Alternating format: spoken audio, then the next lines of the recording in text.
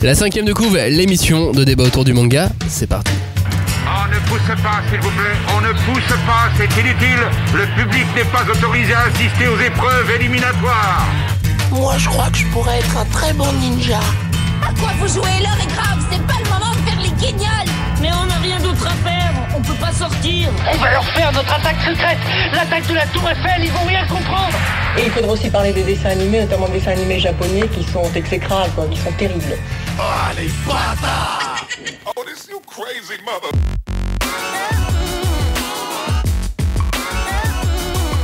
Bonjour à tous, bonjour et bienvenue dans la 5ème de couve, l'émission de débat autour du manga, l'émission libre et de retour. Oui, nous sommes de retour et chacun de nous est arrivé avec son petit sujet, son petit point débat. Et puis à la fin de l'émission, on va même répondre à quelques-unes de vos questions. C'est parti, une fois de plus, pour disséquer, pour dépecer, pour charcuter et pour aimer le manga. Serait-ce le syndrome du bon élève qui le touche ? Ses mangas favoris sont bien souvent pédagogiques et il nous dira peut-être pourquoi tout à l'heure. Salut Flavien. Salut. Les mangas pédagogiques, c'est ton truc, hein ? Oui, c'est mon truc. Tu aimes apprendre des choses. J'adore apprendre des choses. Voit-il des gens qui sont morts ? Sait-il qui est Kaiser Soze ? Il connaît sûrement son bourreau et sait qu'il est déjà sur la planète Terre. C'est Robin. Salut à toi, Robin. Salut à vous. T'as reconnu Ouais, c'est les des 4 choses qu'il faut pas dire. T'as reconnu les 4 Ouais, j'ai reconnu, ouais. Ok, d'accord. C'était fort, j'ai cru que t'allais pas reconnaître les 4. Moi, j'ai pas reconnu les 4. Je t'en parlerai. Je vous rappelle donc le principe de cette émission. Chacun vient avec une, deux idées de manga, des débats, des concepts, et puis on en discute tous ensemble. Là, en plus, on vous a demandé au préalable de nous poser quelques questions sur les réseaux sociaux. Merci, et on y répondra en fin d'émission. En attendant, je vous encourage à participer avec nous à la 5ème de couve sur les réseaux sociaux, #5DC pour discuter de vos lectures, échanger sur l'actu manga et discuter tout simplement sur Twitter #5DC, sur Facebook c'est pareil, #5DC le groupe de débat autour du manga. Et puis n'hésitez pas à noter l'émission, à mettre des petits pouces, à liker sur Facebook, sur YouTube et ainsi de suite. Et ainsi de suite. Sur iTunes. Messieurs, quels sont vos 2 points aujourd'hui ? Robin, vas-y, commence. Ou ton point. Alors moi, oui, je vais surtout parler d'un point aujourd'hui que j'ai nommé la dictature du spoil. C'est... Tu vas nous spoiler ? Je vais vous spoiler ou pas. Enfin, en tout cas, je vais vous parler de ce phénomène dit du spoiler, qui est donc un terme anglais qui veut dire gâcher, qui s'utilise lorsque quelqu'un vous dévoile un élément d'intrigue d'une œuvre que vous êtes en train de lire avant que vous arriviez au moment où cet élément va vous être dévoilé. Le mot français est divulgaché. Divulgaché. Non, c'est le mot québécois, je crois. Oui, c'est francophone, le Québec. Divulgaché. Espèce de mot divulgaché. Flavien, de quoi veux-tu nous parler ? Moi, je vais parler de Dr Stone, où j'ai appris beaucoup de choses. Et pour moi, Dr Stone était un peu un livre, un manga pédagogique. Du coup, je vais revenir un peu dessus. Voilà, là, il va nous apprendre des choses. Moi, j'avais envie de vous parler de Promise Neverland. Et puis, on essaiera aussi de faire un petit affrontement Dr Stone versus Promise Neverland. Ouais, les 2 grosses sorties de l'année. En même temps, or pas de l'année forcément, mais du mois en tout cas, du mois d'avril. Du mois d'avril. Faux amis ou vrais copains pour Dr Stone et Promise Neverland. On parlera un petit peu de Takahata aussi qui est disparu en ce mois d'avril. Et en fin d'émission, donc, on répondra à quelques questions que vous nous avez posées sur les réseaux sociaux. La première partie de cette émission, on va commencer avec toi, Robin. Tu nous parles de dictature du spoil. Qu'est-ce que ça veut dire ? Qu'est-ce ? Alors, c'est un vaste sujet, mais en fait, oui, très je très trouve vaste. que... Non mais clairement, s'il y a une chose qu'on peut dire, c'est que dès qu'on doit raconter quelque chose, il faut préciser si on spoil ou pas. Tout à fait. En fait, je trouve qu'aujourd'hui, c'est quelque chose qui s'applique au manga, mais qui s'applique d'ordre général à l'industrie culturelle, que ce soit le cinéma, la série, etc. Les séries télé, et les séries télé surtout. On est dans une ère du spoil, mais vraiment à tous les niveaux. C'est-à-dire du no spoil. Ou du no spoil. Mais en fait, on est du coup arrivé dans une espèce de phénomène de société où en fait j'ai l'impression que toute l'actualité en tout cas de la série télé et le manga en fait partie puisqu'il a ce côté feuilletonnant aussi qui est de dévoiler ou pas les choses les éléments d'une intrigue que les gens sont en train de découvrir. Et du coup, Jon Snow est mort. Voilà, bon ça je laisse ça aux gens. Jon Snow est mort peut-être ou pas, on sait pas. Jon Snow mais est bref enceinte. En fait on est arrivé dans un moment où tout est rythmé Et les réseaux sociaux rendent ça encore plus puissant. Tout est rythmé par le fait de spoiler ou ne pas spoiler les choses, et du coup on arrive dans une espèce de moment où on est un peu obligé de découvrir les choses en temps et en heure, tu vois ce que je veux dire? C'est-à-dire qu'aujourd'hui tu n'as plus le choix au moment où on va parler du plus gros. Au moment où la bande-annonce de Star Wars ou d'Avengers sort, tu es obligé de la regarder. T'es obligé de la regarder. En fait, t'es obligé de la voir. C'est-à-dire que même si tu vas pas être dans la démarche de rechercher cette bande-annonce, elle va apparaître à un moment donné à tes yeux parce que elle va défiler dans ton fil Twitter, dans ton fil Facebook, dans tous les médias que tu vas consulter. Il y aura forcément un article qui va parler de Star Wars et qui va du coup te dévoiler des éléments de l'intrigue. Mais pire encore. Ok, tu es connecté aux réseaux sociaux, ça va arriver vers toi. Tu vas au bureau à la machine à café, on va t'en parler. Mais mais ok, ça peut arriver, mais est-ce que si tu évites de les regarder et si t'évites d'aller dans une machine à café, t'évites tout contact? Non, mais après, de toute façon, ça c'est quelque chose. Encore une fois, je disais, le manga, par son aspect feuilletonnant, a toujours fonctionné là-dessus. Quand tu lisais un manga, tu te retrouvais à la cour de récré, tu disais t'as lu dans le dernier épisode le dernier tome de tel truc, tu te le racontais. Et donc, Dragon Ball Super a été un très bel exemple de ça. À chaque sortie tous les dimanches des épisodes, les réseaux sociaux étaient envahis de commentaires. Tout à fait. Et donc en fait il y a à la fois ce côté l'obligation de voir une œuvre dans un timing donné, on va dire, sinon en gros t'es hors des discussions parce que t'as pas vu l'œuvre en question. Ouais. Et après, il y a aussi le revers de la médaille de ce truc, c'est que j'ai l'impression, moi, que dans tout justement ces narrations qui sont sur le mode de la série, où ça a toujours fonctionné sur des révélations, des cliffhangers et tout ça, mais ce côté spoil a amplifié encore plus la façon d'écrire les séries, à mon sens, qui fait que en fait les auteurs vont privilégier ou en tout cas essayer de mettre de plus en plus de révélations et de twist pour éviter le spoil et justement pour générer ce côté cet effet buzz du spoil, tu vois. Alors, au moment où l'épisode sort. Écartons-nous du manga un instant, et est-ce que cet instigateur ça serait pas un petit peu J.J. Abrams? Moi je me souviens à l'époque de Lost, c'était Lost, ouais. Mais Lost, la série Lost, il fallait la vivre à l'époque. Je pense même que aujourd'hui elle a beaucoup moins d'intérêt, cette série, à partir du moment où tout a été diffusé. À l'époque, on vivait à l'instant. On vivait Lost à l'instant. Et le fait, sans parler de la qualité de la série, le fait de parler de chaque épisode de Lost était plus important que la série en elle-même. Oui, parce qu'en fait, Lost, c'était tout ce qu'elle provoquait Lost, derrière. C'était une série qui générait des théories sur tel personnage, qu'est-ce qu'il allait faire et tout ça. Mais ça, c'est quelque chose qui, quelque part, a toujours existé. Mais, le fugitif, il y avait un petit peu quelque chose. Il y a toujours des mystères qui existent dans les œuvres feuilletonnantes, et où justement tu vas découvrir petit à petit les origines et les révélations. Et aujourd'hui, l'Attaque des Titans qui est publiée en même temps en France et au Japon, il y a toujours un tout petit peu d'écart, mais très peu. Là, en ce moment, on a une période de révélation sur l'Attaque des Titans qui est complètement ouf. Et quand tu le lis, t'as qu'une envie. C'est d'en parler. Quelqu'un. Et du coup, bon après, moi, par exemple, je suis une personne qui le spoil, c'est pas quelque chose qui me dérange personnellement. En fait, moi, quand on me spoil une œuvre, par exemple, je vais plutôt voir ça du côté j'ai appris telle chose. Maintenant, ce qui va m'intéresser, c'est en découvrant l'œuvre, comment on va arriver au résultat qu'on m'a déjà communiqué. Et ça rejoint une étude dont je vous parle systématiquement. Bon, je sais pas si j'en ai déjà parlé ici, mais en tout cas, j'en parle souvent. C'était une étude qui avait été menée par l'université de San Diego en Californie, où en gros, ils avaient fait lire des nouvelles, je crois, à un échantillon de personnes, en leur dévoilant des éléments d'intrigue et surtout des éléments décisifs de l'intrigue qu'ils étaient en train de lire avant. Et ils ont fait lire à un autre échantillon de personnes les mêmes nouvelles sans rien leur raconter de l'histoire. Et ils se sont rendus compte après, en demandant à chaque personne de noter de 1 à 10 comment ils avaient apprécié l'œuvre, ils se sont rendus compte que les personnes à qui ils avaient révélé l'intrigue avaient plus apprécié les œuvres en question que les personnes à qui ils n'avaient pas révélé l'intrigue. Donc en gros, pour résumer, ça veut dire que le spoiler est bon pour vous en fait. Vous allez préférer une œuvre si on vous la spoil. Est-ce que c'est parce que c'est aussi la manière de raconter qui fait qu'on va plus rentrer dans l'œuvre, ou la manière de l'appréhender? Je pense que c'est ça en fait, c'est que justement, moi je parlais de l'effet pervers de surjouer ce côté twist, révélation et tout ça. Moi je pense qu'un bon twist, une bonne révélation, c'est une révélation qui va te donner envie de relire ou de redécouvrir l'œuvre que où il y a eu cette révélation en fait. Alors deux choses. Dragon Ball est découvert et redécouvert chaque jour.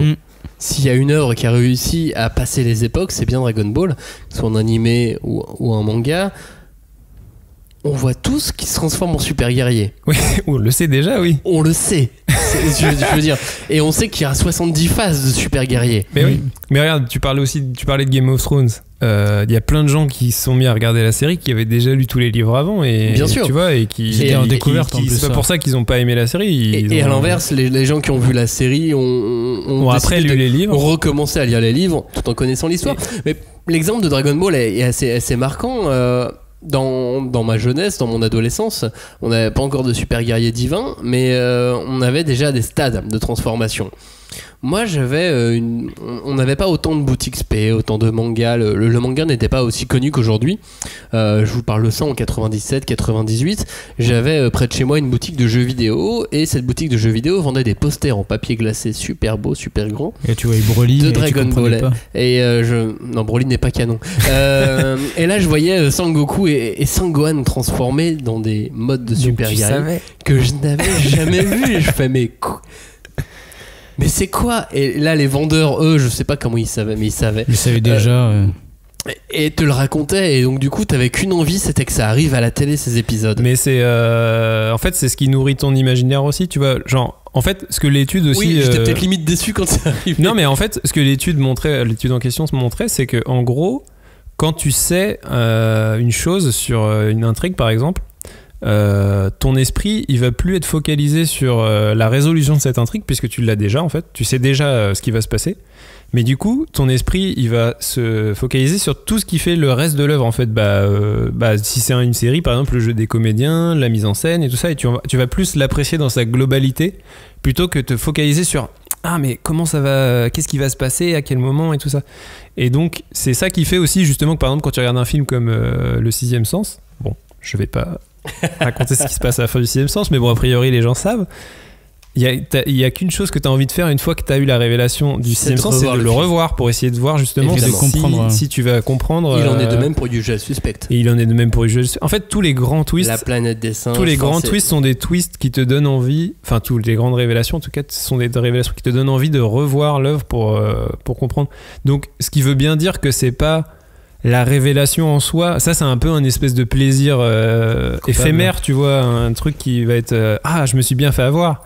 Mais si c'est que ça va passer, et c'est pas ça qui va faire que l'œuvre va faire date, tu vois. Ce qui va être réussi, c'est si ça va te donner envie de le revoir, quoi. Je vais en parler un petit peu après.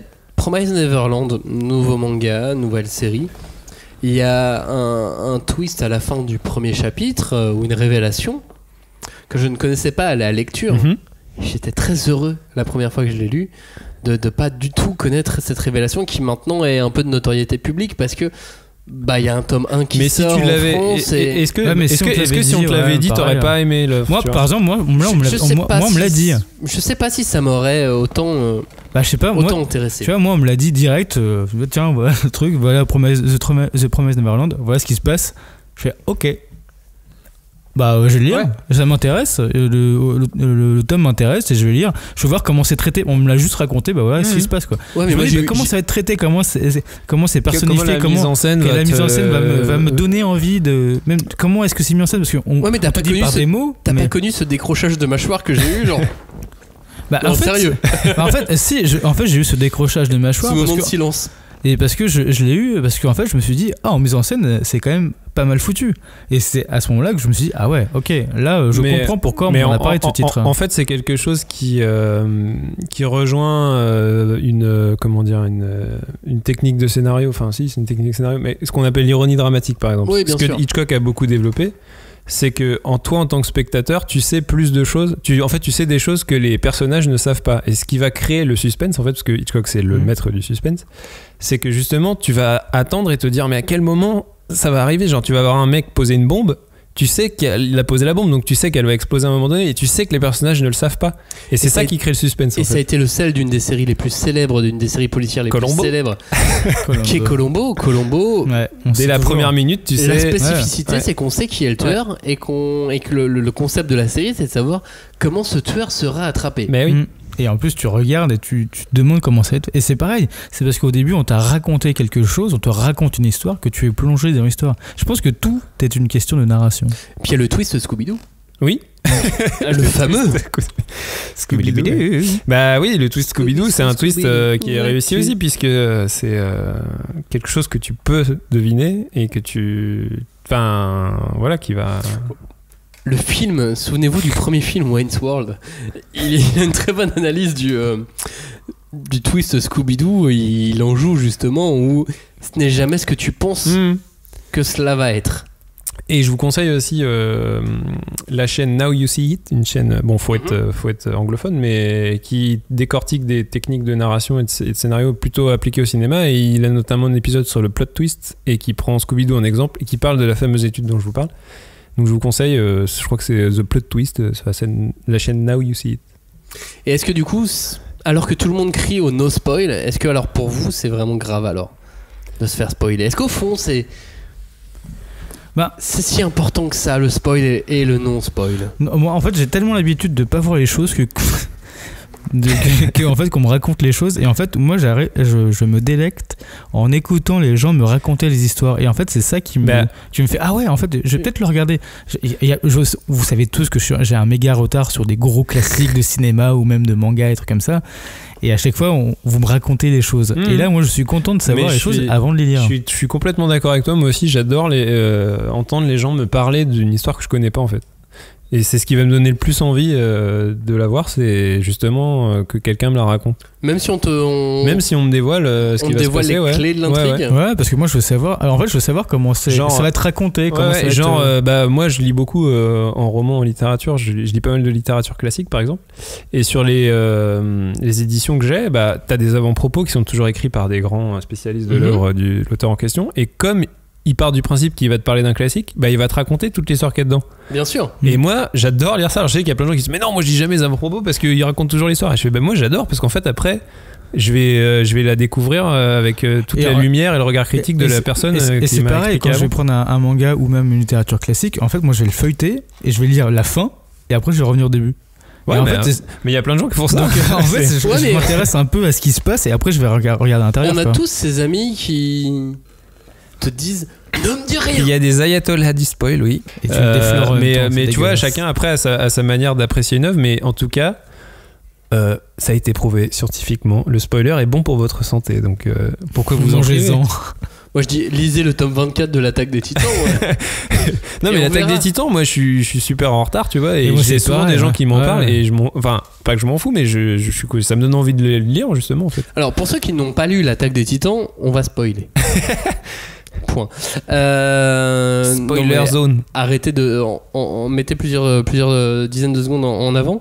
Dans l'Attaque des Titans, on apprend que parmi le régiment, parmi l'école au début dans la série, on apprend au fur et à mesure qu'il y avait des titans dedans. Moi j'aurais adoré que façon Battlestar Galactica, on me dise il y a des titans. Il y a 5 titans parmi les étudiants. Bah ouais, et tu dois deviner. Allez, bisous, salut. À la Agatha Christie, quoi. À la Agatha Christie ou à la Battlestar Galactica, où on te dit il y a 9 Cylons. Ouais. Et là, pareil, tu te fais embarquer. Et j'aurais adoré que dans l'Attaque des Titans, ça soit le cas. Oui, parce que ça te met une espèce d'attente, de suspense, et tu le sais déjà en fait. Parce qu'en fait, t'as une révélation. Du coup, là, c'est de l'ironie dramatique typique. C'est-à-dire que tu sais une chose que les gens ne savent pas et tu vas devoir la découvrir. J'aurais adoré ça. J'aurais vraiment adoré. Est-ce qu'on spoil ? Est-ce qu'on essaie de spoiler des séries par exemple pour voir si vous voulez faire le test ? Est-ce que vous allez l'apprécier ou pas ? Alors, Krillin meurt dans Dragon Ball. Non, mais bon, ça, c'est pas vrai. Krillin renaît dans Dragon Ball. Sangoku meurt dans Dragon Ball. Sangoku renaît dans Dragon Ball. Oui, dans Dragon Ball ça n'a plus trop de sens parce qu'en fait par contre moi je reviens sur Dragon Ball, mais j'étais agréablement surpris sur la fin de Dragon Ball Super. Voilà, on peut dire tout ce qu'on veut, mais Attendons de voir le manga, l'animé c'est autre chose. Et dans le manga, je pense que ça va me surprendre aussi. Allez, je me permets de spoiler Dr Stone. Tu vas en parler tout à l'heure, Flavien. Dans Dr Stone, c'est pas un spoil très très très grave, donc si jamais, c'est pas grave. Deux des personnages principaux, on ne les revoit plus avant. On ne les a toujours pas revus. Ils sont pas morts, ils sont juste partis en tant qu'espions dans un village que Tsukasa va faire. Contrairement à celui que Senku veut faire. Et donc il y a une opposition comme ça assez étonnante dans ce manga Dr Stone. Voilà, je vous ai spoilé Dr Stone, mais ne vous inquiétez pas, vous allez vraiment adorer ce manga. La fiction est donc une chose étrange quand on arrête de réfléchir dessus, quand on se laisse embarquer par le spoil. C'est une des citations qu'on peut lire dans toutes les références que tu nous as données, c'est sur le spoil et cette dictature du spoil. Donc maintenant, toi, on peut tout te dire. Mais je pense, juste en fait, il n'y a pas de bonne ou de mauvaise raison d'apprécier une œuvre. Chacun fait comme il l'entend. Je pensais que tu allais dire il n'y a pas de bonne ou mauvaise raison d'être. De mauvaises situations. Comme les scribes. Ouais, mais on peut être spoilé sur plein de choses, même en étant scribe. Tout à fait. Je vais vous parler de The Promised Neverland maintenant. The Promised Neverland ou comment survivre à tout prix. Ouais, ça aurait pu être un très bon sous-titre pour ce manga. Il arrive enfin là en cette fin du mois d'avril. Ah, t'es content, hein? Non mais attends, ça fait un moment qu'on en parle. Je sais bien. Ça fait un moment qu'on l'attend. Alors, mon avis n'a toujours pas changé sur ce manga. Je crois que ça fait 3 ans que je l'attends. J'exagère. Bon, ce manga est génial, soit. Même si je veux bien entendre les défauts du titre et le possible manque d'intérêt sur les 2 premiers tomes. Je suis d'accord qu'il y a des défauts. Vraiment au début en plus, il y a un moment donné on fait je verrai plus tard. Bon, soit. Ça ne change rien, vous le lirez. De toute façon, vous finirez par le lire et le relire. Parce qu'on va vous forcer.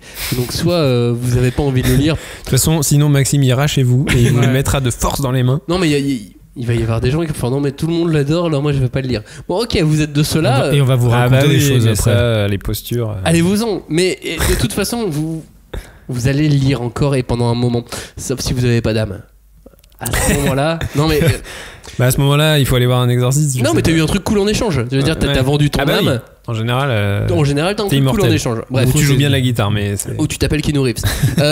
Mais bon, vous avez sûrement eu un truc cool en échange et il est question dans ce manga d'orphelins qui doivent s'échapper d'un orphelinat pour éviter de mourir.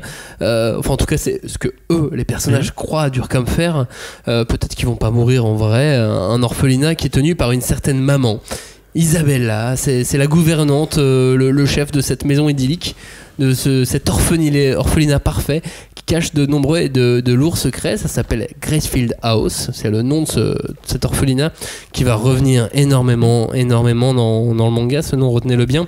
Et je vais pas revenir sur toutes les qualités de l'œuvre. J'adore le dessin.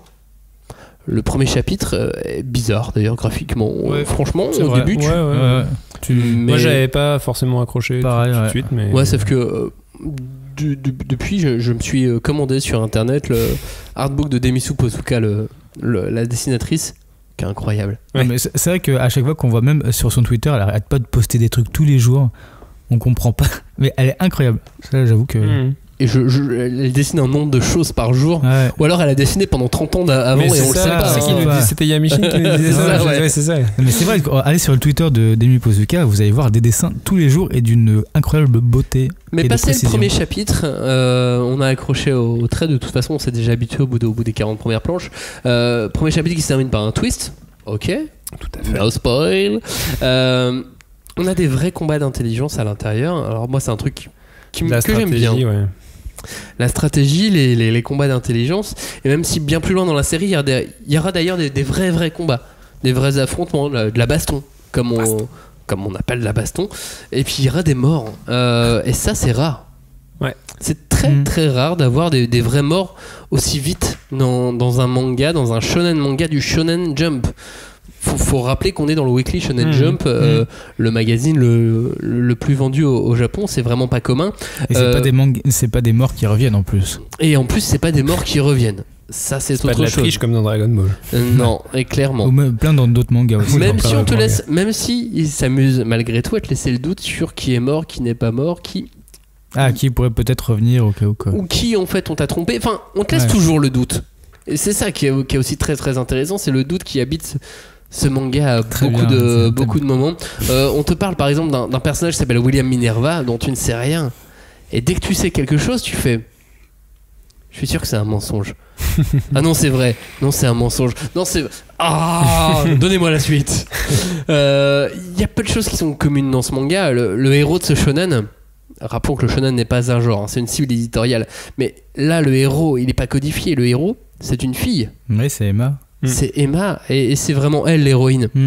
On peut parler de Rei, on peut parler de Norman. Non, c'est Emma la vraie héroïne du manga. Oui, en plus, elle a vraiment les qualités du héros de shonen masculin, c'est-à-dire qu'elle est ultra dynamique, elle a envie, tu vois, peu bébête, elle est un peu bébête, naïve. elle est... alors que sans être pour mais autant tu vois, faire valoir. Voilà, Ouais. Et du coup, elle a toutes ces caractéristiques-là, mais en tant que personnage féminin, donc ouais, c'est intéressant.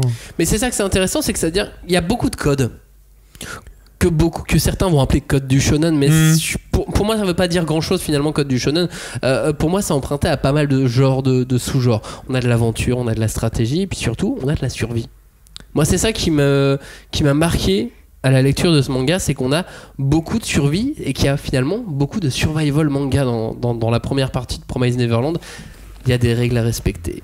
Il y a des ennemis qui ne sont peut-être pas des ennemis, certains qui disparaîtront peut-être. On est dans du survival manga, en tout cas sur le début. Ça le sera un petit peu moins par la suite. On joue avec ton cœur dans ce manga, un peu comme on le fait dans le survival. On n'est pas non plus précisément dans Judge, hein, parce que finalement... Ouais, sinon j'aurais lâché, en fait. Voilà, oui, puis finalement l'univers du manga va s'ouvrir peu à peu. Mini Battle Royale. Ouais, c'est ça. En fait là on a un début du huis clos, qui est l'orphelinat, et puis finalement on va dépasser ce huis clos. Ce serait un 9 clos. Et ce huis clos qui caractérise le survival, finalement on va l'exploser, mais pour le recréer ensuite. C'est vraiment très bien fait, et on est dans ce concept très J.J. Abramsien de la boîte à mystère. Quoi, il y a des flares partout? Non. Peut-être des flares. On verra l'animé. Non, le scénario le principe de la boîte à mystère, c'est-à-dire que on va donner une boîte à mystère aux héros. Ils vont arriver sur cette boîte, ils vont l'ouvrir, et à l'intérieur, il y aura une autre boîte à mystère qui va se déplacer, qu'ils vont devoir aller chercher, qui vont ouvrir, et là, une autre boîte à mystère, et ainsi de suite. Promised Neverland est assez conçu comme ça. En fait, quand tu réponds à une question, tu ouvres encore 10 plus autres questions. D'autres questions. Voilà. Et là Est-ce qu'il n'y aurait pas trop de questions? Non, l'équilibre est plutôt bien fait. Malgré tout, il y a des choses Parce que des fois on pose beaucoup de questions et on fait en fait il n'y a pas les réponses. Lost finalement a été très critiqué à ce sujet. Là j'ai l'impression que c'est plutôt bien équilibré. En tout cas pour le moment. Et puis c'est cette partie de survie, c'est un peu une quête initiatique. Donc vous connaissez la quête initiatique, le shonen neketsu. Mais qui est réinventé, qui est évolué avec ce côté survie. Ouais, moi j'y trouve beaucoup d'éléments de la littérature young adult aussi, tu vois, avec des héros qui ont l'âge de leur lecteur. Mais tellement. Genre comme Hunger Games et trucs comme ça. Et voilà, Labyrinthe, Hunger Games et tout ça.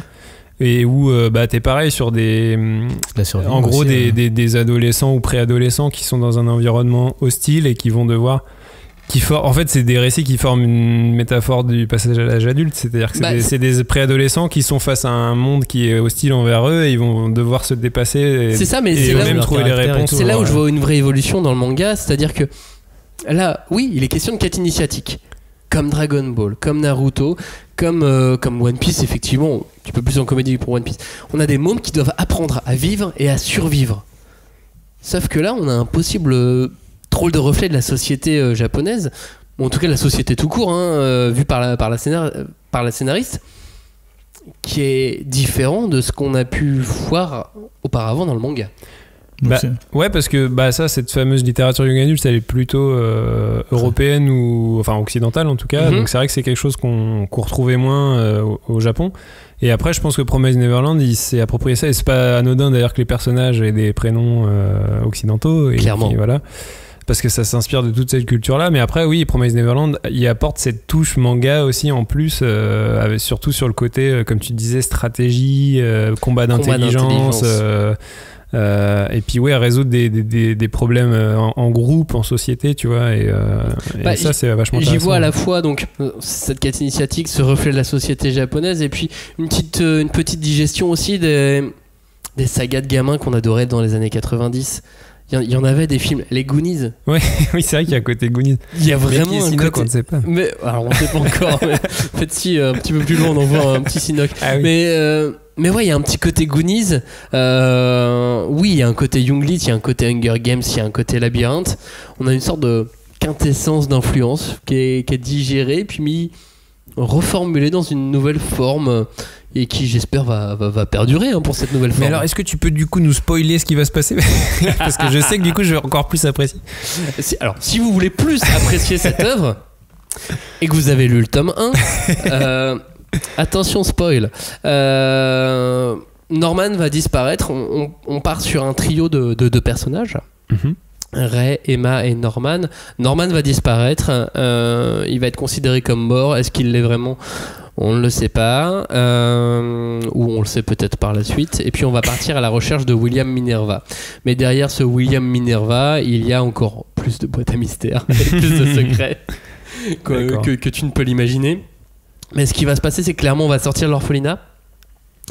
On va arriver dans une forêt d'abord, et puis dans un village parc d'attractions. Ouais, parce que ça c'est toujours non mais parce que ça c'est toujours toujours le moment où ça devient, tu sais, c'est l'espèce de fil critique dans les trucs de justement les huis clos et tout ça, c'est qu'est-ce qu'il y a dehors et est-ce que vraiment il va falloir te décrire ce qu'il y a dehors, ou est-ce qu'il vaut mieux faire travailler l'imaginaire du lecteur? C'est toujours très compliqué, et c'est, tu sais, il y a des moments genre labyrinthe, tu vois, le labyrinthe dès le deuxième, enfin moi j'ai vu que les films par exemple, j'ai pas lu les bouquins malheureusement, mais tu vois le deuxième est moins intéressant parce qu'au final tu vois t'es allé dehors et il est décevant en fait le dehors, donc après je sais pas comment Promise gère cet aspect, mais écoute, moi je trouve le dehors plus intéressant que le ça du coup ça veut dire que c'est réussi quoi, mais bon après c'est personnel, bien sûr. J'ai encore plein de choses à dire en fait sur Promise Neverland. J'espère que ça va continuer longtemps, et puis j'espère qu'on fera 1 heure là-dessus l'année prochaine, parce que non mais malgré tout on aura 5 tomes cette année. Oui Kazé, ils font les choses bien. Fin 2018, on aura lu 5 tomes. Et on sait super cool. On sait pas en combien c'est prévu. On sait que là on est au chapitre. On est au chapitre. On est à la moitié de la série. D'accord. Déjà. Donc c'est une série relativement courte. Enfin, c'est plutôt court quoi. Du coup on est à une vingtaine de tomes. Oui. Après c'est des déclarations d'interview. Bien sûr, mais je veux dire après on va voir par rapport à ça fonctionne et tout. En tout cas ça a pas vocation non plus à une série être long, ça a pas une vocation à être sur 60 tomes effectivement, et plutôt sur 20 ou 30. Ok. Mais alors moi j'ai encore envie que ça continue, mais effectivement après des trucs comme ça, si ça s'étale et tout, je pense que tu vois, t'ouvres des boîtes ouais, c'est ça. Tu vois, je pense non, que mais ça peut souffler, quoi. Aujourd'hui là les derniers chapitres parus dans le Jump, on est sur beaucoup d'actions, beaucoup de combats. Et ça peut durer des heures en fait, des heures. On l'a vu sur Dragon Ball, il y a des combats qui ont pu durer plus de la moitié d'un tome. Là on est sur des affrontements qui peuvent durer plus de la moitié d'un tome. C'est des combats avec des pouvoirs et tout? Non, il n'y a pas de pouvoir. Oui, donc du coup c'est non, c'est de l'intelligence. C'est un pouvoir, être intelligent, bien sûr, c'est le pouvoir de l'humain. Promise Neverland, c'est donc sorti chez Kazé. On a fini le spoil. Si jamais vous revenez là, on ne spoil plus, c'est fini. Juste un truc, vous venez d'acheter le tome 1 de Promise Neverland, vous l'avez lu. Je vous conseille de retirer la jaquette. Alors, pour 2 raisons. D'une, parce que vous allez voir que c'est une jaquette réversible. Soit. Regardez la couverture, le dessin de la couverture cartonnée, non pas le dessin de la jaquette, le dessin de la couverture cartonnée, c'est un indice sur l'histoire. Ça c'est cool. Et ça je trouve ça très très intéressant. Ouais. C'est très fin, c'est un tout petit indice, mais ça n'avance pas grand chose, mais voilà, c'est quand même toujours ça. Promise Neverland donc. C'est utiliser tout le médium pour bien sûr, c'est bien raconter. Promise Neverland donc dispo aux éditions Kazé. Troisième partie de cette émission, on va parler de Dr Stone maintenant. Ça est sorti aussi au début du mois d'avril. Flavien, avec Dr Stone, apprends-moi la science. Oui, moi je voulais parler de Dr Stone, l'histoire un peu je reprends les noms parce que les noms c'est typiquement japonais pour une fois. Senku et Taiju, qui sont des lycéens Tokyo Heat. Taiju, en fait, le pitch de l'histoire au début, c'est Taiju, il veut annoncer qu'il aime sa flamme à son ami qu'il aime depuis toujours. Et d'un coup, en fait, le monde devient stone. Le monde est stone. Voilà, c'était juste pour dire cette phrase que j'ai trouvé ça. Et du coup, voilà, 3000 ans se déroulent plus tard. Attends, non, précise ta blague quand même. Oui, le monde entier se retrouve changé en pierre. Pétrifié. Voilà. Donc voilà, et 3000 ans se passent et il n'y a plus aucune civilisation. La nature a repris ses droits et il n'y a plus aucun humain sur Terre. Et d'un coup, en fait, il y a Taiju qui se réveille un beau matin, tout craquelant, il se réveille tout nu. Et il voit aussi que son ami Seiju est aussi réveillé. Et Senku est aussi réveillé. Voilà, on part de ce postulat-là. Et tous les deux veulent recréer une nouvelle humanité. Déjà, de base, je trouve que le pitch est plutôt pas mal. On est aussi sur du survival. On est sur du Robinson Crusoe. Du Robinson Crusoe en mode un peu Art Science, Robinson Crusoe. C'est ça. Et en fait, ouais, sauf que la petite île déserte, c'est le Japon. Oui. Voilà, c'est ça. C'est une île comme les autres, quoi. Une petite île comme les autres. Et en fait, c'est comme tu disais, le Dark Science, c'est ça qui m'a plu dans Dr. Stone, c'est qu'en fait, vu qu'on part du level 0, on doit tout réapprendre. Et dans Dr. Stone, ça t'apprend en fait comment à l'époque les gens ils pouvaient utiliser des pierres pour faire du feu, comment utiliser des palourdes ou des trucs comme ça pour se raser la barbe. Après, je suis pas certain qu'il s'est vraiment tout utilisé comme c'est indiqué. Et en fait, en faisant des recherches aussi, et il y a des trucs qui sont plutôt bien retranscrits. Par exemple sur alors à un moment ils vont utiliser ils font du vin. Ils expliquent comment on fait du vin. Du coup, ils expliquent que avec certains raisins, tu peux faire du vin et pas avec d'autres. Et ça, c'est vrai. Pas reproduire chez vous, la est dangereux pour la santé. Alors on peut. Ah non, mais tu sais que le vin, tu peux le faire aussi chez toi. Donc, mais il faut savoir quel l'abus d'alcool est dangereux pour la santé. Exactement. Consommer avec modération. Non, mais il faut dire que Senku est un génie, c'est un peu le côté fantaisiste, c'est un génie de la science et il connaît un peu tout par cœur, il fait plein d'expériences, etc. Et en fait, grâce à lui, tu apprends la science avec Dr. Stone. Dans le manga, c'est qu'à chaque fois, il va faire des expériences, par exemple, comment mouler faire de la terre glaise, tu prends pas une certaine terre, tu prends une certaine terre plutôt, et comment tu dois chauffer à quelques degrés et tout. Et en fait, pour moi, après c'est un peu pointu malgré tout. C'est hyper pointu. Je veux dire, tu vas pas le reproduire chez toi. Mais non, mais en fait, je me suis toujours demandé si un jour l'humanité disparaissait, qu'est-ce qui se passe? Tu sais pas faire ces choses-là. Il faut les ravages de Benjamin. Ça, c'est sûr qu'on a oublié. Oui, c'est ça. Mais non. Et en fait, pour moi, en gros, Dr. Stone, c'est un vrai livre de science nat.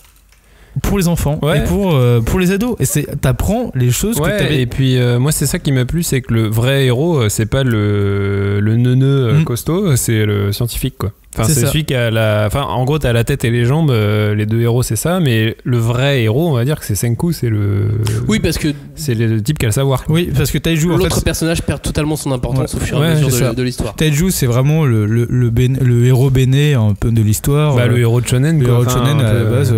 Et il veut juste déclarer sa femme et c'est pour ça qu'il a tenu le coup et tout, alors que l'autre en fait son but c'est de refaire l'humanité, mais juste ça, refaire l'humanité. Je veux repartir de zéro et recréons tout ça. Et dans un délire purement scientifique, c'est-à-dire qu'il n'y a pas de jugement, il dit pas je veux parce que c'est ce qui donne lieu à la première confrontation avec le méchant de l'histoire qui est Tsukasa, qui est donc la première personne. D'ailleurs c'est très drôle cette scène, c'est la première personne qui décide de libérer de la pierre parce qu'il trouve la recette en gros pour faire le remède pour permettre aux gens de se dépétrifier. Et en fait ils se font attaquer par des bêtes sauvages parce que comme la nature a repris ses droits, c'est les bêtes sauvages qui règnent. Et ils se disent la première personne qu'il faut libérer pour pouvoir se défendre c'est le mec le plus fort quoi. Donc du coup ils libèrent la terreur du lycée de l'époque quand ils étaient dans la civilisation quoi. Et du coup c'est Tsukasa qui est genre un super mec super fort qui fait du kung-fu et tout, et donc le mec se réveille Et il est tellement fort qu'en une fraction de seconde, il a compris qu'il y avait un danger et il hâte le tigre ou je sais plus ce que c'est, le lion qui les attaque. Et après, ils s'en fait une peau. Voilà, et il s'en fait une peau et c'est un Hercule, tu vois, c'est le gars surpuissant et tout. Mais qui veut faire lui, du coup. Et lui, en fait, son truc, c'est que comme il est très fort, il veut recréer une humanité à son image. C'est-à-dire que c'est seuls les plus forts qui. Et c'est pas seulement les plus forts, mais c'est par exemple les plus utiles, mais voilà. Il veut aussi enlever les parasites du monde. C'est-à-dire que ceux qui ont fait des crimes, etc., il casse, il va essayer de casser tous ceux qui ne sont pas utiles. De casser les statues. Voilà. Alors que Senku, lui, il est vraiment dans son optique d'approche scientifique totalement désintéressée. De moi, je veux juste redonner à l'humanité la place qu'elle avait et peu importe. Voilà, comme elle était avant. Je veux dire, je veux pas décider de qui je vais réveiller, quoi. Deux choses. Effectivement, je crois que ce manga, l'enjeu le plus important qu'on ait pu voir dans le manga aujourd'hui, c'est recréer une civilisation. Recréer la civilisation. Petit boulot, quoi. Tu vois, c'est ça. Il y a un peu de taf. Alors ils sont trois. C'est-à-dire, je veux pas être le meilleur de quelque chose. Je veux juste recréer la civilisation. Rien que ça. Non, mais, et justement, en recréant la civilisation, c'est comme si, en fait, on parlait du postulat de départ. La civilisation, c'est quoi au début? C'est juste des êtres humains? Est-ce que c'est de la science? Est-ce que c'est de l'humain plus de la science? Et en fait, dans Dr. Stone, on apprend petit à petit, comme si on était les premiers hommes. Et on découvre une civilisation. Et les hommes sont devenus ce qu'ils sont parce qu'ils ont travaillé ensemble. Et ça, c'est la coopération qui fait les choses. La suite apporte une part de sciences humaines également, de philosophie. Il y a différentes sciences qui sont apportées dans ce manga. Après, moi je le trouve pas si pédagogique que ça. C'est-à-dire que moi, les parties sciences où on te donne des mots de plus de 15 syllabes que j'ai dû entendre et que j'ai dûu voir en cours de chimie, j'imagine, au lycée, je les ai limite zappés, tu vois, ces parties-là. Mais ça c'est parce que t'es obtus, tu vois. Tu regardes pas assez de chaînes scientifiques sur YouTube, tu vois, pour t'ouvrir à tout ça. C'est pas si vulgarisé que ça. Aussi, je trouve que quand même ils vont te dire ils rendent ça fun quand même. Ils rendent ça fun. Et alors t'as quand même l'autre qui est Béné, qui va pas comprendre les mots etc, et justement qui fait le reflet de la personne qui lit le manga, qui fait attends, j'ai pas compris ce qu'il a dit, et après ils vont réexpliquer. Et c'est ça que moi je trouve ça intéressant, parce que comme dans Jamie de Fred et Jamie, c'est pas sorcier, tu vois, c'est toujours le duo, on comprend pas quelque chose, mais on va t'expliquer encore mieux, de manière ludique. Ce personnage ne reste pas, ce personnage s'en va. Ouais, mais pour l'instant, tu vois, mais pour l'instant, en restant sur ce tome 1, du coup, moi, j'ai appris énormément de choses en lisant ce tome 1. Et je me demande, du coup, après, où ça va. Après, on t'apprend à faire des ramen. Ouais, par exemple, tu vois, et je trouve ça hyper cool de dire, voilà, à chaque tome que je vais lire, même si l'autre personnage s'en va, il y aura toujours un autre personnage qui est un peu comme le sidekick, un sidekick qui permet de faire découvrir les choses. Il y en a toujours un dans tous les cas, quoi. Et dans tous les cas, chaque tome va t'apprendre quelque chose, va t'apprendre une nouvelle science, une nouvelle connaissance. En plus, c'est des savoirs ancestraux de l'humanité. Ouais, j'ai pas eu l'impression d'avoir appris des choses, moi. J'ai kiffé. Hein. Alors, non mais. J'ai vraiment adoré Dr. Stone, mais pour autant j'ai pas eu l'impression d'avoir appris des choses. Non mais c'est pas un traité de chimie, hein. C'est-à-dire que j'ai même pas retenu les mots. Un peu te redonner une histoire des civilisations, tu vois, parce que c'est des savoir-faire, tu vois. On est sur le vin, la poudre à un moment, donc c'est vraiment des vraies évolutions technologiques, tu vois. Enfin, le tome 1 se termine sur la fabrication de la poudre. Des connaissances technologiques qui ont vraiment fait avancer l'humanité dans des ères. T'as même aussi l'agriculture au début. L'agriculture, comment on crée comment on fait un potager. Et quand même, il t'apprend les vertus de certaines, tu vois, l'ammoniac et tout ça pour justement créer. L'urine. Voilà, t'as quand même, qui vient de l'urine. T'as quand même des vraies connaissances scientifiques de physique, chimie et tout ça qui sont accessibles. Je suis content qu'on ait utilisé le mot urine dans cette émission. Tout à fait. Non, mais c'est des trucs qui sont complètement accessibles. C'était un pari. Alors, en plus, tout est sublimé quand même par le dessin de Boichi qui arrive à te rendre les choses encore plus vraies qu'elles le sont, on va dire. Boichi, dont le manga, l'autre manga qui est un seinen, qui s'appelle Origine, sortira début juin. Et du coup c'est assez marrant de le voir dans le côté Young shonen, et puis le scénariste et le scénariste qui est scénariste de High Shield 21, où sur High Shield c'était très technique aussi au niveau scénario sur le football américain, et en fait de faire une combinaison des deux rend le manga ludique et très pour moi pédagogique avant le reste où c'est la baston qui arrive. Et puis en plus, il y a quand même un rythme de ouf, quoi. Franchement, j'ai Ouais, rarement lu ça faisait longtemps que j'avais pas lu un manga où ça va aussi vite, quoi. Genre, Tu ne respires première pas page, une on seule te montre seconde. Taiju, deuxième page, on te montre Senku. Et t'as déjà compris en 2 pages qui sont les 2 personnages principaux. Non, mais- et bam, ça avance. Le rythme est d'une réussite incroyable. c'est dingue. Et moi, c'est pour ça, moi, j'ai pas été touché par la portée pédagogique du manga. J'ai été touché par le manga tout court. Et la vitesse. Oui, à bah laquelle après, ça c'est va. la force du truc, hein, c'est que Non, mais quelle que soit l'approche que tu y trouves. Et justement, on faisait le parallèle avec High Shield 21. Il avait un autre dessinateur ultra talentueux qui c'est était vrai. Yusuke C'est vrai Murata. qu'il se débrouille pas trop mal pour choisir ses. Ouais, il est choisi plutôt bien, ouais, on est d'accord. Entre Murata et Boichi, ça va, il s'est fait plaisir. Mais effectivement, on te parle d'un truc imbitable qui est le football américain. Et on arrive à te le faire passer. Moi, j'ai toujours pas compris le football américain. Hein. Mais en tout cas, j'ai lu tout Mais High moi Shield non plus, 21. et j'adore regarder le Super Bowl tous les ans. Je regarde la finale du Super Bowl. Je comprends jamais rien, mais je trouve ça cool. Et bah alors là, pareil pour Dr Stone, j'ai pas compris comment on faisait de la poudre à canon. J'ai pas compris comment on pouvait dépétrifier des gens. De toute façon, j'ai pas Pour trop ça, lu ça va ces pas trop te passages-là. servir dans la vie, ça, de toute façon, a priori. J'ai surtout passé ces bulles, mais j'ai adoré le manga.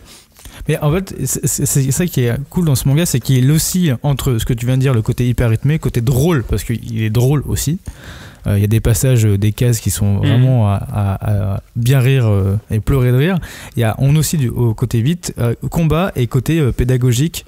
Et en fait, pour moi, c'est un condensé où sur un seul tome, en tout cas sur le premier que j'ai lu, là, sur un seul tome, j'ai un truc que j'avais pas vu et lu depuis longtemps. En fait, j'arrive même pas à définir s'il y en a un autre où j'ai vu toutes les qualités de ce que j'aime dans le manga, la pédagogie, l'humour, la vitesse, l'aventure et tout. Je crois que je n'arrive pas à trouver un titre qui arrive dans ma tête où il y a un condensé de tout ça dans un seul tome, quoi. Tout à l'heure, il était question de quintessence d'influence digérée de Junglit, etc. sur Promised Neverland. Là aussi, sur Dr Stone, on a un côté Robinson Crusoe digéré, repassé en mode manga façon Shonen Neketsu, qui est assez formidable aussi, malgré tout. Bah ouais, parce que ça, c'est un classique de la littérature. La Robinsonade, c'est le truc qui fonctionne, mais à tous les coups, quoi. C'est le côté on part de rien et on va tout reconstruire. Et puis il va avoir, c'est génial, quoi. Et il donc, va avoir son vendredi, c'est ça. Il va tout avoir. Et ça, en mode manga, ça peut que être cool, quoi. Pourtant, on l'avait vu en dessin animé à l'époque. C'est des choses qui font toujours rêver. Mais là, de c'est dire, rebossé. C'est de dire si nous on se mettait à leur place, on revient et tout. C'est toujours une nouvelle aventure de dire bon bah voilà, il y a tout à reconstruire, il y a quelque chose à faire et comment est-ce que je vais le faire, et c'est toujours une nouvelle aventure de dire bah imagine c'est avec une personne que je déteste. Comment ça se passe là, c'est l'écoute. Voilà, c'est pas, mais quelqu'un qui a une autre idée. Voilà, c'est comment est-ce qu'on peut s'écouter, comment est-ce qu'on peut créer quelque chose ensemble, quoi. Je voulais vous poser une question, Dr Stone et Promised Neverland. Faux amis ou vrais copains? L'idée c'était de mettre des côte à côte ces deux mangas qui sont sortis à 6 mois d'écart environ au Japon, qui sont publiés dans le même magazine de prépublication, le Weekly Shonen Jump. On a des quêtes initiatiques mais des quêtes différentes. Et j'ai l'impression qu'il va être agréable de lire les deux à la fois. Est-ce que vous avez vu dans ces deux œuvres des points communs, des complémentarités? Pour moi, on est complémentaires dans le survival, en fait, dans le fait de survivre en fait à quelque chose. Sur Promised Neverland, de survivre d'un chaos, et dans Dr Stone de survivre tout court. Donc, moi je dirais que Dr Stone, on est sur une approche plus pop, enfin plus fun, tu vois. On rigole plus sur le Dr Stone. C'est plus hystérico shonen, quoi, je sais pas comment dire. C'est vraiment le rythme qui s'arrête jamais, tout ça. Là où Promised Neverland, on va être vraiment sur un récit beaucoup plus sérieux, on va dire. Bon, il y a un petit peu d'humour, ça reste du manga, mais c'est quand même pas du tout la qualité première du truc. Ouais, on attend les personnages un peu mignons. Et c'est quand même beaucoup plus, c'est beaucoup plus terre à terre entre guillemets, c'est-à-dire que t'es vraiment sur des, c'est complémentaire dans ce sens-là, dans le sens si tu veux chercher une lecture plus sensorielle, tu vois, et plus qui va te toucher au niveau des émotions, ça va plus être Promised, je pense, et Dr Stone, ça va plus être l'aventure, la découverte, l'inconnu et tout ce côté enthousiasmant. Donc les deux se répondent assez, en fait. Ça répond à deux appétits différents, je trouve. avec ce fond de survie que je trouve assez étonnant et peut-être révélateur aussi de nos sociétés actuelles. On n'a pas les mêmes sociétés entre la France et le Japon, bien sûr, mais effectivement, ce côté, la quête initiatique doit passer par la survie. Je trouve que c'est symbolique aussi, le fait que ces auteurs ressortent ça en premier. Ouais, mais ça, de toute façon, le post-apocalyptique, le survival, c'est pareil, c'est un truc qui est super efficace, qui a toujours été super efficace, parce que c'est un reflet de nos sociétés, ça nous met en face de nos contradictions, de notre humanité, tout ça, donc en manga ça marche aussi, quoi. On attend les animés, pour l'instant c'est quasiment dans les blockbusters, là. C'est les deux seuls qui n'ont toujours pas d'animé annoncé, hein. Ouais, c'est étonnant d'ailleurs. Ouais, mais je pense que pour prendre alors animé du Boichi c'est chaud. Ouais. Je pense. En plus rien que dans le découpage, les ventes sont bonnes. Ouais, mais dans le découpage c'est juste étonnant, et il y a des vrais moments de pause aussi qui sont juste hyper beaux, quoi. Boichi c'est vraiment un maître pour ça, quoi. Oui, mais je pense que il y a un réalisateur qui va vraiment s'amuser sur Dr Stone, hein. Ouais. Et sur Promised Neverland, film, OAV, série. Du moment que c'est pas comme Ajin, tu vois, CGI un peu pourri, ça va, quoi. Si c'est en mode de dessin, ça va, mais il faut pas qu'il y ait du CGI pour les trucs, quoi. Et pour la première fois, je me suis dit que Promised Neverland, s'il y avait un manga qui devait être adapté en live, ça pourrait être Promised Neverland. Oui, parce que carrément. Après moi j'ai Seul dans la tête, mais tu vois. Seul. Ah oui, le film d'après la BD. Ouais, d'après la BD, du coup, bon, voilà. Seul, une excellente bande dessinée de Fabien Velman. Non, mais c'est vrai que la bande dessinée est géniale. Le film est un peu moins bien, quoi. Dr Stone, c'est paru aux éditions Glénat. Promised Neverland, c'est disponible aux éditions Kazé.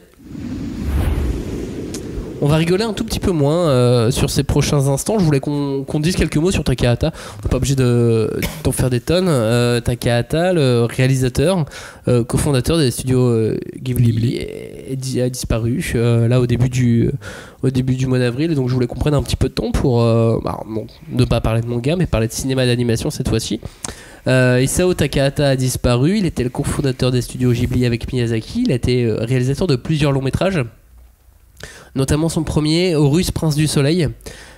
Horus, Prince du Soleil, effectivement, ça va pas être le long métrage le plus vu en France. Si vous avez l'occasion de le voir, regardez-le. Il a été fondateur de beaucoup de petits éléments, beaucoup de clés. Il a lancé beaucoup de choses au niveau, ne serait-ce que sur ce qu'a fait Miyazaki ensuite. Donc Horus, Prince du Soleil, il a enchaîné ensuite. Donc ça, c'était en 1968. Sacré date, hein. Tu m'étonnes. 1981, il réalisait Qui est la petite peste. En 82, Gosho le violoncelliste. En 87, L'histoire du canal de Yanagawa. Et puis en 1988, ce qui est considéré, je pense, comme le chef-d'œuvre d'Isao Takahata, Le tombeau des lucioles. Le film qui, je pense, vous a fait pleurer le plus de personnes. Moi, j'ai connu Takahata par Le tombeau des lucioles, parce qu'avec ça passait à la télé. Et en fait, mes parents font, regarde, il y a un animé et tout, t'aimes bien les dessins animés, on regarde tous ensemble et tout. Et là, on fait, c'est quoi ce dessin animé? C'est aussi triste et tout. Et on a tellement chialé. Et c'est vrai que ce souvenir m'a marqué. Et après, je l'ai montré à une copine qui s'est endormie devant. Je sais pas comment elle a fait. Et j'ai fait, et j'étais tout seul à côté, et elle qui dormait. Du coup, j'ai chialé comme une merde aussi. Moi, j'ai ressenti des émotions similaires avec la fin de Dans un recoin de ce monde, qui est plus récent, qui est un autre long métrage qui est sorti l'an dernier. Et qui est tout aussi triste sur la fin. Si vous aimez pleurer, c'est bien aussi. Moi, c'était Le Roi et l'Oiseau. Mon grand chagrin d'enfance. Le Roi et l'Oiseau, qui est un film fondateur pour Takahata. Pour Miyazaki, pour Takahata, c'est une de leurs grosses influences. L'animation française était à la pointe à cette époque-là. Effectivement, elle a obligatoirement influencé l'animation japonaise. Takahata se revendique du Roi et l'Oiseau. Mais ce film est absolument sublime. Hein. Après, c'est très très très triste, mais... En 91, il a réalisé Omoide Poporo, Souvenir goutte à goutte. Pompoko, un autre de ses succès en 94. En 99, c'était Mes voisins les Yamada. Ça, je suis fan. Compliqué à adapter. Mais moi, je suis fan de Mes voisins Yamada. Je trouve surtout, ça en plus, c'était sorti. Je pense que les gens connaissaient pas trop encore l'univers japonais. Et ça arrive, et là tu fais waouh, c'est un truc typique japonais. C'est tellement à la fois ça et atypique, dans le genre. parce que ça te raconte le quotidien d'une famille avec des petits moments oniriques et tout ça. Enfin, il y a un côté il est complètement unique à ce film que très peu de couleurs en plus. Ouais, avec des aquarelles très. Et puis même dans l'animation japonaise, ça détonne. On est sur du strip gag, hein. Donc, et en plus c'est ça à la base, c'est du. En faire un film, c'est jamais facile. On l'a vu sur Garfield ou sur Gaston Lagaffe. Moi, je n'ai pas vu Gaston Lagaffe, mais. Puis en 2013, plus récemment, son dernier film, son dernier long métrage, Le Conte de la Princesse Kaguya. Il avait fait des courts métrages également, Panda Petit Panda, qui avait marqué un petit peu son époque. Jour d'hiver plus récemment en 2003. Puis là, en série télé, il a été aussi connu pour la série télé, la série animée Heidi. Oui, bah oui. Heidi, la petite Suisse, elle était suisse, à la montagne, quoi. C'est suisse. Qui dévalait sa montagne. Qui était assez triste aussi, quand même. Oui, triste aussi. C'était une tristesse. Heidi, ça date de 1974. Incroyablement animé, quand même. Ouais, c'est vrai. Ah, mais pour l'époque, non, mais. C'est un génie de l'animation. Horus, Prince du Soleil, c'était juste incroyable. De toute façon, il va y avoir beaucoup d'hommages dans la presse spécialisée. Je vous encourage à acheter un œil, en tout cas, pas forcément acheter tous les magazines, etc. Mais je vous encourage à ajeter un œil sur ce qu'il va y avoir autour de Takahata. Et puis vous intéressez à son œuvre si vous connaissez pas. Ça peut que valoir le coup. Sachez qu'en 2015, il a été élevé au rang d'officier de l'ordre des arts et des lettres par le ministère de la Culture français. Dans son discours d'acceptation, il a souligné son attachement à la France. Il a déclaré la France est le pays où j'ai le plus voyagé et je suis des plus heureux d'être décoré par la nation dont je me sens le plus proche. Il a été présent beaucoup de fois en France. Il y a des spécialistes français de l'animation japonaise qui ont sorti beaucoup d'entretiens avec Takahata, et encore une fois, je vous encourage à aller les lire et à nous demander si jamais vous ne trouvez rien. Demandez-nous, n'hésitez pas. On va vous aider. On va vous aider. Il y a un livre qui est sorti, par exemple, qui s'appelle Dans les studios Ghibli, s'amuser en travaillant, aux éditions Kana, et qui a pas mal de petites informations sur tous les coulisses du studio Ghibli, sur sa formation, sur Miyazaki évidemment, mais aussi sur Takahata. Je vous encourage à lire ce bouquin. Et puis voilà, #5DC, n'hésitez pas à nous poser la question si jamais vous voulez avoir quelconque information sur Takahata ou quelconque entretien. Il y en a eu des tonnes et des tonnes en France et traduit en français, donc allez-y, faites-vous plaisir et puis regardez Horus, le Prince du Soleil. On va terminer cette émission, messieurs. Oui. Allez, ça va déjà bientôt faire 1 heure qu'on est là. Quelques questions des auditeurs. C'est la première fois qu'on fait ça. Oui, c'est vrai. On est allé sur le groupe Facebook qu'on a créé. C'est un groupe d'échange. Hein. C'est vrai qu'on en parle tout le temps à chaque fois. #5DC, le groupe de débat autour du manga, c'est sur Facebook. C'est un groupe fermé. Il faut demander l'adhésion. Et ensuite, on vous approuve. C'est ça. On refuse pas les gens. Normalement, on refuse pas les gens. Sauf une mauvaise manip ou un truc. Voilà, mais normalement, si jamais vous êtes refusé, c'est soit qu'on vous aime vraiment pas, mais parce qu'on se connaît, soit qu'on a fait une mauvaise manip, donc redemander. Oui. On sait jamais, la mauvaise manip peut arriver à tout moment.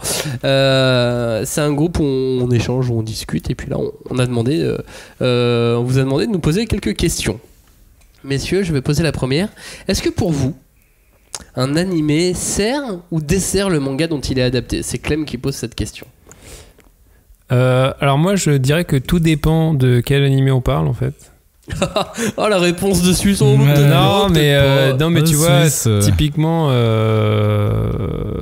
Full Metal Alchemist, l'animé, le premier animé, je parle pas de Brotherhood qui est très bien fait aussi, et le premier animé de Full Metal Alchemist j'adore parce que justement ça me raconte pas la même histoire que le manga. Ouais, mais regarde, moi, l'animé de 2011 de Hunter x Hunter, ça me raconte la même histoire que le manga, mais je le kiffe grave. Moi, par exemple, là, récemment, Black Clover, pour moi, il me dessert le manga. Voilà, tu vois, parce que là, c'est au niveau de la voix. Ouais. Maintenant que je lis Black Clover, j'ai la voix du seiyuu qui. Et là, je fais non, c'est pas possible, j'arrive plus à lire le truc, quoi. Et tu vois, là, ça me dessert. En fait, c'est ça, c'est que c'est compliqué à dire. Ça dépend de la qualité de l'animé, de la qualité de production, de l'animation. Mais par exemple, tu vois, genre, l'Attaque des Titans, il est super, l'animé. Ouais. Heureusement, sur ça, l'animé sert le manga. Et limite, il lui donnait encore plus de lait de noblesse. C'est ça. Alors, on va sortir de cette réponse très subjective et on va essayer d'être objectif. Mais moi je suis subjectif. L'objectivité n'existe pas. Essayons d'être objectif. À chaque fois qu'il y a un animé pour une série, elle permettre d'augmenter les ventes Voilà. de la dite Oui, ouais. du dit manga. Donc à partir du moment où il y a une série animée, ça veut dire que le manga a un certain succès. Ah, mais La plupart du temps, et les exceptions confirment la règle évidemment, mais la plupart du temps, s'il y a animé, c'est qu'il y a succès pour le manga. S'il y a succès pour le manga, c'est plutôt une bonne nouvelle, c'est qu'il va être bien traité, c'est que le manga va bien se vendre et qu'on va pouvoir en profiter correctement. bah, tout dépend de quel point de vue on se place. Après, si c'est du point de vue commercial et renommé de l'œuvre, ouais, c'est toujours bien hein, qu'on en parle. Mais après, d'un point de vue artistique, il y a à boire et à manger, quoi. Toi, le lecteur du manga, si t'aimes pas l'animé, mais au moins ton manga, il va continuer à perdurer. Ah oui, à mais vivre. ça, après, de toute façon, personne ne me forcera à les regarder. Hein, mais... Non, mais après, Mais voilà. par contre, Donc c'est juste une bonne nouvelle quand il y a un animé. C'est ça, mais parfois il faut faire la distanciation entre l'animé et le manga. Je dis ça parce que pour tous ceux qui regardent Dragon Ball Super, il y a une distanciation à faire entre l'animé et le manga. C'est vrai, voilà. c'est important. Déjà, en termes de rythme, c'est pas du tout les mêmes. Voilà, c'est ça. Donc des fois il peut y avoir des animés qui sortent et qui ne sont pas les mêmes que ce qu'il peut y avoir dans le manga. Question suivante. Alors, là, c'est pas Clem, c'est Nicolas qui nous demande quels sont nos seinen préférés. Ah oui, c'est dur. Moi je dirais tout Urasawa. Non. Ah, c'est vrai que moi j'avais Monster en premier, mais en fait moi j'aime bien le nouvel Anya Honshin. Je sais pas si c'est dans un seinen. Je sais plus dans quoi c'était prépublié, effectivement. Toi, tu nous sors comme ça, t'aurais dû vérifier. Mais non, mais c'est un seinen, c'est de la fantasy. Bah, moi je dirais plutôt d'Urasawa. Mais... Tu dirais plutôt quoi? Plutôt. Je dirais plutôt. Ma meilleure blague, Gun. Ouais. Hein, Gun, meilleur seinen de tous les temps. Le travail de Masamune Shirow, globalement, c'est un peu vieux. Non, mais c'est compliqué quoi. Après. Il y a les seinen d'avant, les seinen de maintenant. C'est. Ouais. Mais après, c'est pour ça il y avait l'autre question. Mais moi, vos auteurs de seinen. Là, c'est peut-être plus. Après, quels sont nos auteurs de seinen préférés? Tu vois, ouais, moi, là, Urasawa, là, tu le dis direct. Ouais, mais ouais, tu vois, par exemple, Katsura, moi, c'est un de mes auteurs préférés. Sauf qu'avant, il a fait Video Girl Eye et il a fait Aisu ou Is, ça. Et là, il a fait Zetman. Tu vois, là, c'est du seinen. Alors qu'avant, il avait pas fait du seinen. Ah. Donc, non, mais ça, c'est quelqu'un qui passe ça, après, et c'est pareil pour Boichi. Il a fait du shonen. Oui, mais il a fait du seinen avec. Il fait les deux. Il a fait les deux. Donc, mais après, oui, je dirais Shiro. Shiro, Yukito Kishiro. Voilà, Kishiro, Urasawa. Et puis, alors moi, j'ai un auteur un petit peu chouchou. Je mettrai pas toutes ses œuvres dans mon top seinen, mais je vais lire le début au moins de chacune de ses œuvres. C'est Tetsuya Tsutsui. Ouais, bah ouais.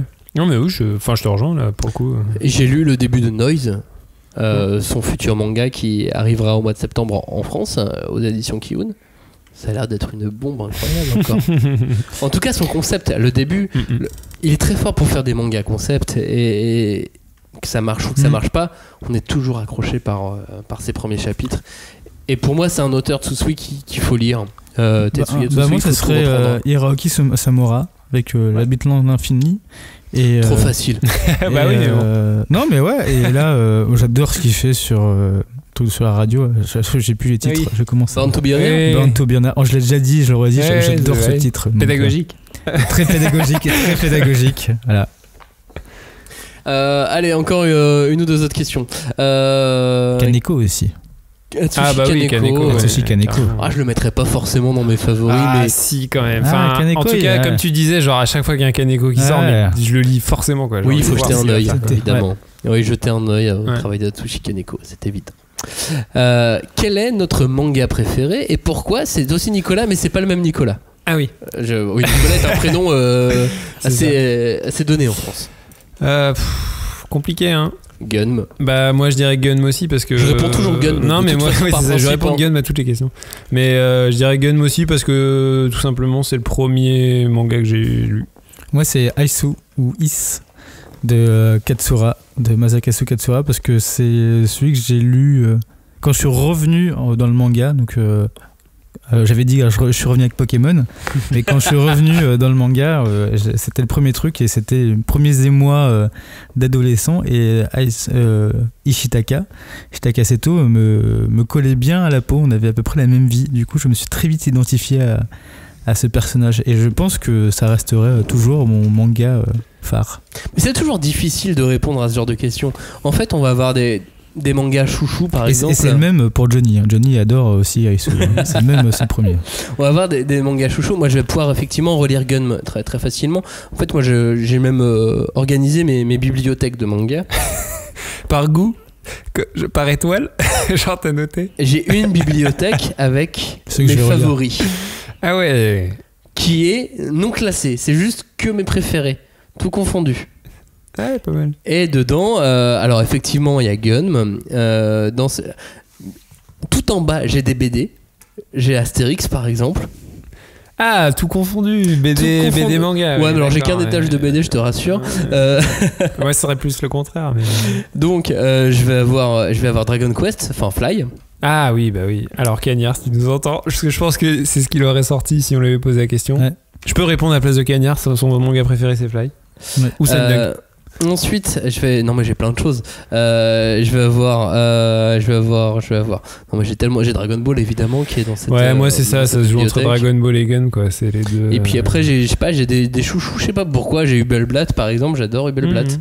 Ah, moi c'est dans la même veine que Aisu. Il y a Dragon Ball, bien sûr, et il y a Lovina aussi qui était. J'ai Lovina dedans. Et Full Metal, moi je mettrais. Je pense que je mets Full Metal aussi. Mais elle est pas complète alors du coup je l'ai pas mis dedans. Non, si Full Metal c'est une bonne. Ah ouais, non, pour moi c'est vraiment. Yu Yu Hakusho dedans. Hunter. Ouais, mais Hunter c'est pas fini donc est-ce qu'on peut dire que c'est Hunter est dedans aussi. Non, c'est compliqué. Et encore une fois, tout ce qui est grand format. Je ne l'ai pas mis dans cette bibliothèque. Ah bah oui, là. Donc pas Apple Seed, pas Akira. Non, ils sont sur une autre partie. Ouais, du coup, ouais. Avec mes grands formats One Piece, avec mes grands formats Naruto, avec mes grands formats Attaque des Titans. Nausicaa aussi. Oh putain. Ah, c'est vrai, Nausicaa. Ah, je crois qu'elle est dedans, mais avec les BD. Bah oui, mais elle est grand format. Parce qu'elle est en format BD. C'est très compliqué tout ça. Ouais. Enfin voilà. Allez, on termine cette émission. Est-ce qu'on termine sur cet autre Nicolas nous demandait si on avait des déceptions en ce moment. Question toujours compliquée. On a eu d'autres questions, on n'aura pas le temps de les faire. En fait, moi si j'ai une déception, c'est pas des titres, mais c'est le format qui m'énerve. Et je l'ai dit et je le redis, c'est l'Isekai. Et je veux pas le revoir ce truc quoi. Et chaque fois ça revient et ça m'énerve. Mais alors, moi ce que je ne comprends pas, c'est que parce que je lis tout. Je t'ai dit, je regarde tout ce qui se passe et je lis tout. Et là, je lis des shoujo et j'adore lire des shoujo aussi. Donc, je lis tout ce qui se passe. Mais non, ne lis pas. C'est écrit en gros, c'est sur le front des personnages, il y a écrit Isekai. Ouais, mais je veux dire, tu peux pas ne pas. Mais non, mais je me dis, peut-être que ça a changé. Et en fait, non, je me fais avoir. Et à chaque fois, ça change. Alors, moi, ma déception, c'est que le film Gun ait été reporté à la fin de l'année parce que j'avais dit que c'était ma plus grosse attente de l'année et il a été reporté. Et du coup, je suis très déçu. Moi, je vais devoir attendre. Moi, j'ai été déçu par mes goûts. Mes propres goûts. J'ai lu un Josei et j'ai bien aimé. Ah, tu vois, c'est bien. Et je me suis déçu, je me suis fait non mais tu peux pas faire ça, c'est ça qui t'arrive. J'ai lu Otaku. C'est super pointu, c'est super référencé. J'étais sûr que j'allais pas aimer, tu vois. Je vais lire ça, tu vas voir comment je vais le défoncer après. Et puis en fait j'ai rigolé tout le long. J'étais très déçu par moi-même. C'est une vraie déception, je tiens à le dire. Voilà, quelle idée pour moi de lire des mangas pour filles. Enfin, si, et déception, moi c'est des mon machin là. Parce que j'aurais adoré aimer et je ne sais pas pourquoi je n'arrive pas à rentrer dans ce manga. J'ai envie de me donner une deuxième chance. C'est hyper dur, moi j'arrive pas non plus. Mais je sens qu'il y a tout ce qu'il faut pour que ça me plaise et ça m'énerve en fait. Otaku, tout comme Dead Demon Destruction qui est dans ton nez au tome 6, voilà. Sont disponibles aux éditions Kana. On finit cette émission, messieurs, on vous dit au revoir. Eh ben oui. Merci à toutes vos questions. Merci pour toutes les questions. On refera ça, c'était cool. Ouais. Bah puis dès maintenant en fait, n'hésitez pas à commencer à poser des questions. Allez-y, nous on les note, on les met dans un petit dossier, un petit docword, et puis on les garde en mémoire. D'autres questions qui nous ont été posées, on les met de côté aussi pour une prochaine. Parce qu'il ne faut pas que ça dure des plombes. Exactement, sinon nous on n'a plus de métro après, c'est compliqué. Merci à vous d'avoir écouté cette émission. #5DC pour réagir, #5DC le groupe de débat autour du manga sur Facebook. Merci messieurs, à bientôt, ciao. Ouais, ciao.